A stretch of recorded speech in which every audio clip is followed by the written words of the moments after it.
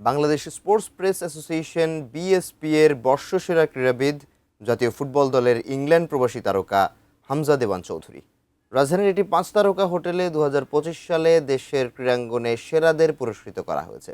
আজ এই অনুষ্ঠানেই বাংলাদেশ জাতীয় ফুটবল দলের নতুন কোচ টমাস ডুলিকে পরিচয় করিয়ে দিয়েছে বাংলাদেশ ফুটবল ফেডারেশন।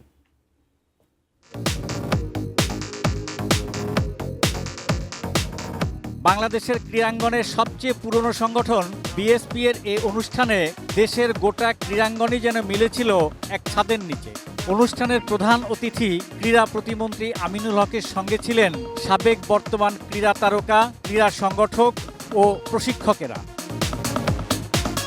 বর্ষসেরা ফুটবলার হয়েছেন দুজন, হামজা চৌধুরী ও ঋতুপর্ণা চাকমা। বর্ষসেরা ক্রিকেটার রিশাদ হোসেন, বর্ষসেরা হকি খেলোয়াড় আমিরুল ইসলাম, বর্ষসেরা আর্চার আব্দুর রহমান আলিফ, বর্ষসেরা ব্যাডমিন্টন খেলোয়াড় আলামিন জুমার, বর্ষসেরা টিটি খেলোয়াড় খই খই চাকমা।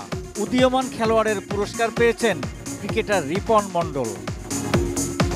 বর্ষসেরা কোচের পুরস্কার পেয়েছেন ঋতুপর্ণাদের কোচ পিটার বাটলার। বর্ষসেরা ক্রীড়া সংগঠক কাজী রাজীব উদ্দিন চপল, বর্ষসেরা আম্পায়ার হকির সেলিম লাকি, বর্ষসেরা পৃষ্ঠপোষক প্রাইম ব্যাংক পিএলসি।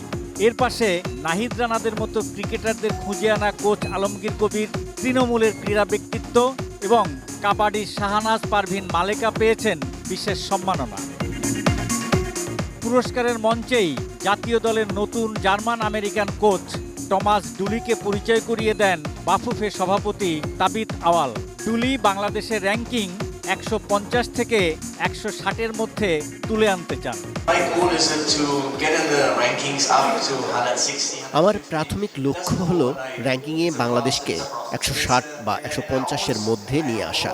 এর জন্য ফুটবলারদের ইতিবাচক মানসিকতা থাকতে হবে এবং কঠোর পরিশ্রম করতে হবে।